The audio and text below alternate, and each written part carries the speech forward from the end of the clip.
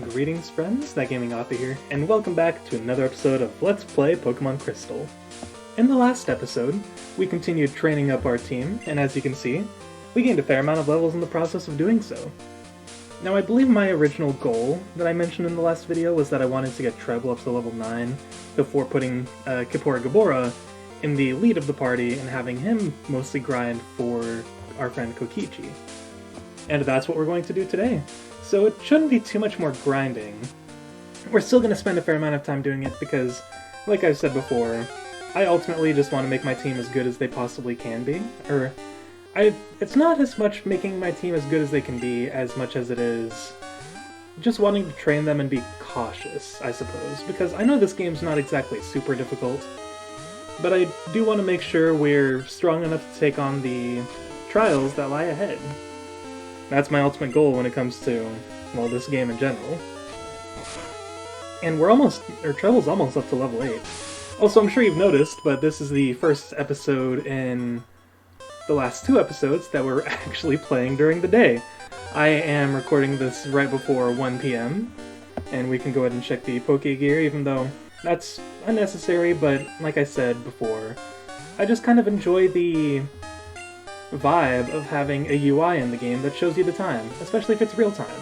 I feel like it kind of connects the game with the real world a little bit, and I have always enjoyed that about games. That's why I think Pokemon Go is such a cool idea, and other games that utilize that sort of combining the real world with video games and such.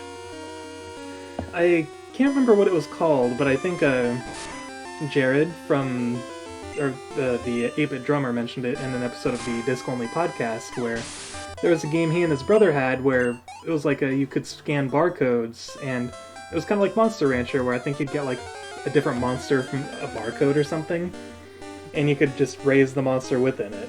And I think ideas like that are really cool. And seeing such ideas incorporated in such early games as this is just so fun to me, and I really appreciate that. Regardless, today's going to be a somewhat of a busy day. I have a lot planned, more or less. It's a lot of just work, generally. I mean, this was one of the things I had planned to do. I wanted to make sure I recorded a Pokemon Crystal video, because I've been wanting to keep these up daily for the most part. Also, I don't know why Treble's hit rate seems to be rather low, but he seems to be having a bit of trouble. A bit of treble. I don't know where my life went to make me think puns like that were funny. But regardless, it's enjoyable anyway. And I'm also recording in my room for once, so the audio quality might sound a little different because I'm recording in a more confined space. I normally record right in my living room, but the living room and the rest of the house is essentially one giant chamber, so there's a lot more empty space, but this is a more confined area, so I don't know, will the recording sound better? Will it not sound better? Only time can tell. Well, you guys will be able to know immediately, but I won't find out until the video's done. Because I didn't bother testing. Well, I just wanted to jump in and get some grinding done because I'd like to eventually make progress. And it's definitely going to be a little bit before we make actual story progress. I hope you guys are okay with that. Because, I mean, that's just how I'm going to play this game. Like I said before, I'm playing this game the way I want to play it. You know, it's definitely been a fun process, and I just feel nice playing these old games again. I actually played Super Mario Land right before this, and I've just been kind of getting some practice in, getting used to playing the game on a keyboard again, as opposed to actually playing from a Game Boy itself. Ooh, a Pidgey. Now that's a new Pokemon. I think we're actually going to try to catch this one. I don't think Treble is strong enough to kill it in one hit, but we'll find out. Alright, come on, go ahead and do your thing. Let's try regular tackle. How much damage does that deal? Ooh, that's good. I think we only have one Pokeball, so we only have one shot at this. Now I could cheat and use save states, but I'd much rather not do that. Alright, come on. 1, 2, 3. Yeah! Alright! That's another member of our team, and it's a level 3. I didn't even catch a level 2 one. Tiny bird rapidly flaps its wings in the grass, stirring up a dust cloud that drives insect prey out into the open.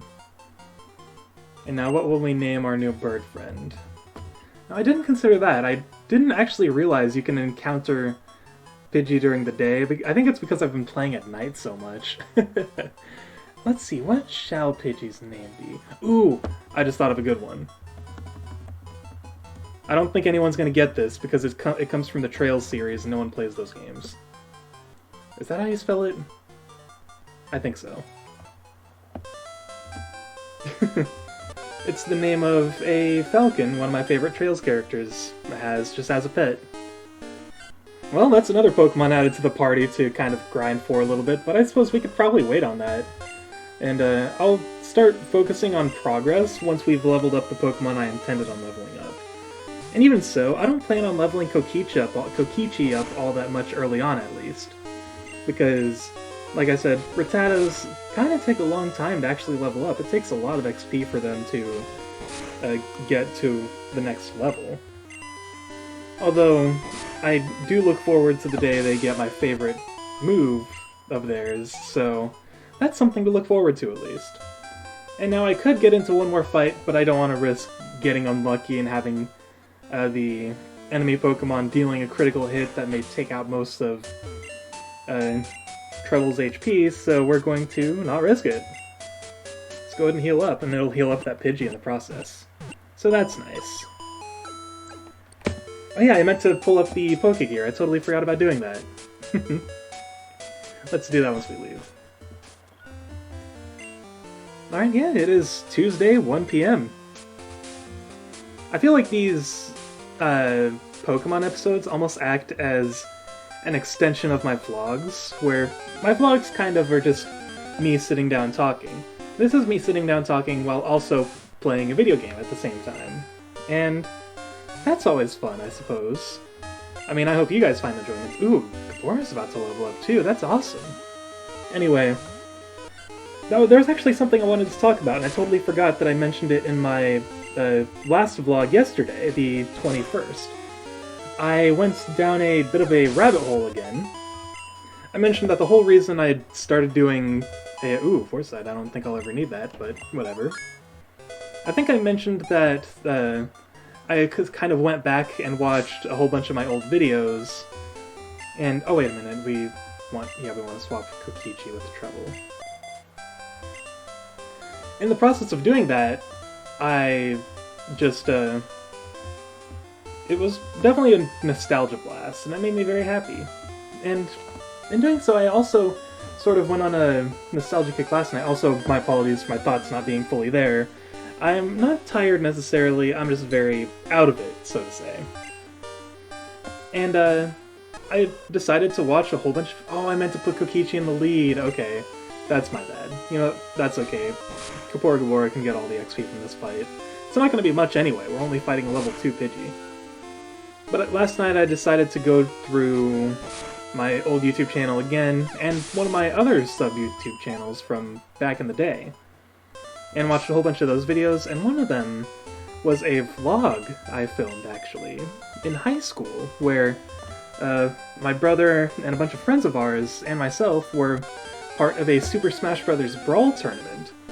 Because back then, Brawl was the new game. And it was just awesome to see. I mean, it was cringy as crap, because, I mean, it was younger me. Of course it's gonna be cringy as crap. But I really enjoyed just seeing that, and seeing all the old friends again from high school and everything. And I still know quite a few people from that video, too. We haven't really talked in person in a long time, because the Backstreet Boys reunion tour is happening. But it was really cool to look back on those times and just see everything that happened. I didn't watch the full vlog, I just kind of skimmed through it, because I didn't want to, it's a long vlog. It's not like the vlogs I do nowadays, where I just record and then immediately upload. They were all... I don't think they were edited together. What I did was, I didn't have a phone. The thing I used to record had a specific time limit of what you can record. So I essentially just recorded through that time limit, and ooh, he got a lot of XP from that last fight. Alright, oh, I should have given Gabora a berry or something. This might be a little dangerous. Let's see how much damage does this deal. Okay, yeah, it's 3 damage. We gotta take it out fast. But I watched that vlog and it's like 20 minutes long, so I just kind of skimmed through it, and it was a major blast of the past, I tell you that. It made me very glad, and just also kind of helped me realize how far in life I've come since then. That wasn't necessarily, or well, I guess it was a long time ago. I was a junior in high school. That was nearly a decade ago. I think I'm having an existential crisis. But I was a very different person, but also not very at the same time. Like, my voice hasn't changed since I was in 8th grade, for one, so I've just, in all my old videos, I basically sound the same, just maybe a little more shy, especially in the early videos, like, I think when I first started this, I mentioned my first Let's Play being of Super Mario Bros., when in fact it was actually the original Legend of Zelda that I started with. It was back before I was using emulators, though. It was on a browser page where you could play a whole bunch of NES games, and it didn't have sound associated with it, so I put my own music on in the background instead, basically. And that was my first Let's Play, and it's very clear that I was new to YouTube. I think I had somewhat a bit of energy, but when I really started getting into YouTube, I was definitely more shy and a little quiet. Definitely more held back than I am now. Though don't get me wrong, watching some of these Pokémon Crystal videos, it's clear that I'm tired in a lot of them. But I feel like that doesn't affect my fun when doing this, and again, that's what matters. But it was just so weird watching that vlog and seeing myself back then. Like, my hair now is super long. It's, like, holding it down, it goes down to my... It definitely goes down to mid-back range. That's how long my hair's gone at this point. But back then, it was very much it looked like almost like a skater haircut. It was like cropped on my head and like the tips kind of curled upward. It was a little weird. It's almost like it's like having helmet hair, kind of, even though I never really wore hats or anything. But like the tips of my hair curled upward. It was kind of a weird, like almost like the stereotypical edgy teenager look. Like not the emo scene look where you have like hair over one eye. Although I did kind of have that look once upon a time as a kid. That was the thing. But looking back, and I wore polos all the time. I didn't cuss in general, and I mean, I technically don't either. I generally try to avoid cussing in my videos just because I feel it's unnecessary for the most part, even though I have nothing against it. I just don't do it in general. Oh man, we're gonna need to heal up again soon, aren't we? But I didn't really do much of that, but it was so fun seeing all my old friends when we were all younger again, because we're all adults now, and that's weird. So it's like, looking back on that vlog was like I don't know, it was like pulling a time capsule out of the ground. It's like, whoa, holy crap, we were kids once! Even though we were all technically teenagers, but I count being in high school as being a kid. Oh man, Gabora's levels are very slow going, but I don't mind. My team is my team, and I'm gonna stick with them, and whatever other Pokemon I grab, because that's how I'm gonna play this. I also watched a bunch of videos from my friend Brennan, or Buddy Mike 216, and that was a trip. I watched like a lot of his older videos. Like he did a Let's Play for Super Mario World way back in the day. He did a bunch of Minecraft videos with my brother. And I even saw a few videos of his where I was in them as well. We played, I can't remember the exact title, but it was like MLG Pro 420 Game of the Year, whatever. It's just this super meme first-person shooter, and that was a trip. I just remember watching the video, and I was losing it just the moment they introduced the character Swagnomite. That was all I needed to know to understand that I was in for a treat with that game, and I just watched him play it, because I don't really play shooters and I'm terrible at them, so I just kind of sat in the backseat and let him take the reins, but man, that was fun. We also had some Mario Party videos, which are always a treat to watch, and then our Earthbound Zero playthrough from back in the day. Hopefully we can pick that up again. We don't live in the same place anymore, so we couldn't do in-person recordings, but I'm sure we can figure something out over Discord or something like that. I think that's how we did one video. I can't remember. I do know that all our Dungeons & Dragons videos on my modern channel were done over Discord, so we could probably figure something out, but again, it's also a matter of just finding time to do all these things, because finding time to collaborate with people, or just finding time to talk with friends in general as an adult is really difficult. It's so hard to actually find time to spend with people.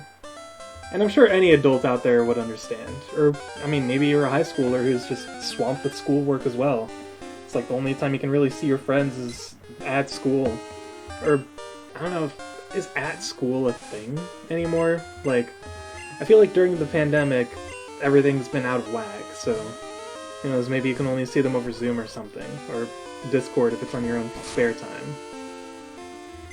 I don't know. I don't know what I'm talking about. I am an old fogey at this point, so if I'm just going on these random rants, don't worry about listening to me. I make no sense most of the time, and if you watch my videos, you should know that to be the truth. Ooh, we actually got our HP down in single digits this time. That's the unfortunate part about Gabora being so low-leveled right now. I feel like his defense is quite low.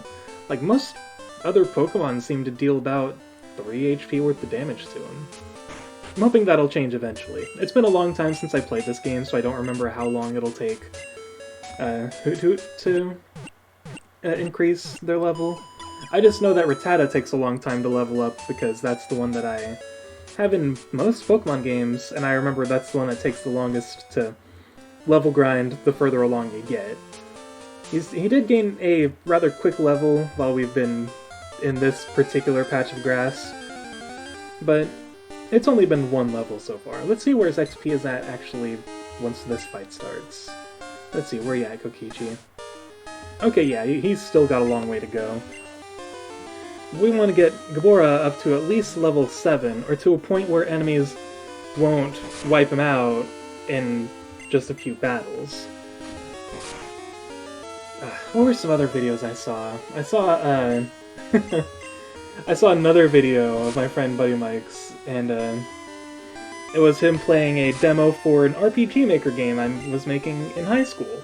It was inspired by a novel I'd written at the time, and I didn't... Oh, that was weird. Sound kind of stuttered there. But he played the demo for it, and it's very clear I didn't know what I was doing back then. RPG Maker MV had just come out. I think that was the new one. Yeah, MV. It had just come out, and it had sci-fi tile sets and characters and everything. And I was super psyched about that. I'm like, oh my gosh, I can make like a modern RPG in this. So that's what I did. And I basically wrote the game word for word, what was in the book, but that resulted in a lot of very static cutscenes. Ooh, that sucked. We're gonna have to go to a Pokemon Center right after this fight. And I remember, I didn't fully watch the video because I was too afraid of the quality of the game from back then, even though I know there's no shame in things being bad from back then, because I was still learning. And it's like, if it looks bad then, compared to what you do now, that's a good thing, because that means you've learned. But at the same time, it's a little worrying because I'm like, oh my gosh, I don't know. It's like, and I'm watching it through someone else's perspective as well. I'm seeing someone play my old crappy game. It's like, if that isn't enough to be somewhat embarrassing, I don't know what is. But I remember from watching the video when it had just come out, he he got to the end of the demo, but I think before the last cutscene could play, the game glitched and he died. And I don't remember his exact reaction, but I remember his reaction being very funny to see, and he was just like, wait, something doesn't seem right here. And I just remember watching that, and I'm like, ooh, that didn't happen when I tested this myself, but that's because testing the game in RPG Maker, like in the creation engine, is far different than playing the actual executable file. And also the game ran real slow because that was back in the day when I was using every freaking Yanfly script. I couldn't remember what they were called for a second. I was using all the Yanfly scripts, and that caused a bit of craziness to happen while I was watching Buddy Mike play. But I think that also caused a lot of problems later down the road, because I remember another friend of mine, Amelia, testing a game I made, and she couldn't get past the first fight, because what would happen is I had the Yanfly a battle core system installed into the game, and it was supposed to make battles like look snappier and just be a little faster instead of having everything display as text. And it was supposed to make it look more like a 2D Final Fantasy game. And it looked real nice in the playtesting, and this was when I realized that playtesting in the game engine and playtesting as an executable are entirely different monsters. So you playtest in the game engine, of course it's going to run fine, but then you go ahead and publish the game and have someone else test it, and all of a sudden the game breaks.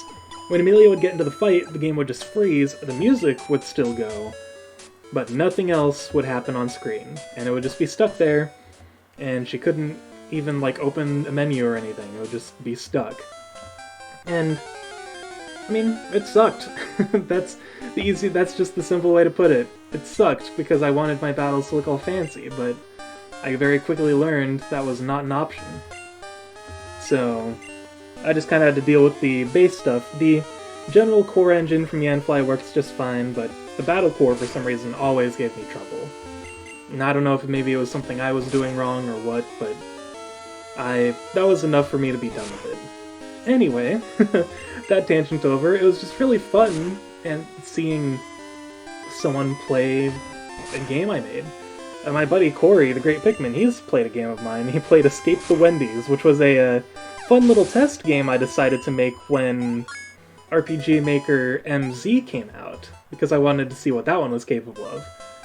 And Escape the Wendy's was a fun game to make, that's for sure. It's a nice little short, like, silly game I made that copies the empty chest messages from Trails in the Sky. And that was the most fun part of making the game, to be honest, coming up with all the different empty chest messages. But I watched him play it, and that was just a real interesting experience. And again, I always get a twinge of embarrassment when I watch someone else play my game, because it's how you'd feel just sharing art in general. Like, your art is a piece of yourself, so when you see someone else experiencing it, you're always just so afraid. You're like, oh my gosh, what are they gonna think? And eventually you just gotta realize that what they think is what they're gonna think. That's just how we as humans work. And it's okay if people don't like it exactly, because it's still something you made, and that's awesome. You put effort into making it, and as long as it's not, spreading hate or whatever, it's still awesome that you made it in the first place. That was a critical hit. I wanted to see how much damage Gabora would deal just normally, but I assume we're okay for the time being. It doesn't seem we're dealing or taking as much damage, but we'll find out. In the next fight, I want to actually pay attention to how much damage Gabora deals, and how much he takes from an enemy. But yeah, I watched Corey play Escaping the Wendy's. That was really funny, and I planned on making a sequel at some point, but I just haven't gotten to it, because I don't like RPG Maker MZ as much as I like MV. I don't know what it is. Maybe it's just the some of the game options you get, but I prefer MV. I don't know, maybe it's nostalgia, because I always still take 3 hit points of damage. That sucks. We're definitely going to want to get Gabor up to level 8. But, like, MZ was cool. It was nice to see what it was capable of, but for the most part, I just couldn't really find myself enjoying it all that much. So, who knows, I may make Escaping the Wendy's 2, or Escape 2 Wendy's, whatever dumb name we all come up with. But it was still fun, and I hope to eventually actually get back into making games, but for the time being, I've mostly been focusing on writing my books. I have 2 books going on right now. One of them is part of the Black Crystal series, which I've been writing since 2016. It is the 5th book in the series, and I'm done with it already. To be fair, I've been burnt out on the Black Crystal series since book 3, so writing book 4 was an absolute slog, and writing book 5, it has been kind of back and forth between whether or not I actually enjoy the process. And then the second book I'm writing is a book I've been planning for a long time. I mean, the critical hits are not a good measurement of how strong Gabor is right now. But it's a book I've been planning for a long time, and it's the first book in well over a decade that I'm writing with an outline. Like, I don't have an actual plot outline, I just have the backstories for every single important character in the book, as well as a general idea of what the book's going to be about. And it explains like who the adversary is, and who the protagonists are, and how they all connect, because I won't give away too much. I'm not even going to say the name of the book, because I don't want that to be a spoiler, but it's a book about a very close-knit community, so to say. And everyone's kind of connected in one way or another, so everyone kind of knows each other, more or less. And it's been a fun story to write so far. I'm only on chapter 2 so far after a few days of writing, but the first chapter, whew, it's a little heavy, but it was really nice to write. I was also actually going to make it a video game. I planned on making it an RPG Maker. I even had the beginning of it made and everything. I was actually using VX Ace, which is 2 generations ago. I was using VX Ace on my old laptop, and I was going to make this game from it. Oh, come on, that's not what I want to see. Okay, sorry, I'm kind of going into focus mode. This fight might require the use of a berry. And let's see how much damage. That's gonna be 3, right? 10, 9, yeah, that's 3. Please kill it. Thank you. That got a little hairy there for a little bit. I always get worried when you hit single-digit HP. Alright, I wanted to get out of the grass as soon as possible. Although, to be honest, I guess it's not as much of a panic. I could have just thrown Jumper out there and we would have been fine because he's a strong boy. But I was still worried. Yeah, that second book is fun. It's a lot more fun than Black Crystal right now, and I think it's just because I need a break from Black Crystal. I've been working on it for so long, I need to work on a new project for a while, like a new long-term project, and I need to stick to it. And so far I haven't really had any trouble sticking to projects. Like, I've been doing Pokemon Crystal for a few days now, and I haven't felt burnt out on the game yet. Which is surprising given that the last 3 episodes have literally just been level grinding. And I wouldn't be surprised if you guys were getting burnt out by this already, but this is honestly just how the series is gonna be. Like I said, I'm playing the game my way. But I'm hoping to be able to bring a story to you guys soon. It's been a long time, but that's my main focus. And then maybe once I finish a book, I'll start putting more focus in on a game I want to make. I was originally making a game inspired by the very first novel I ever wrote, The Crystal's Tale. And I even had a demo published on Game Jolt for it.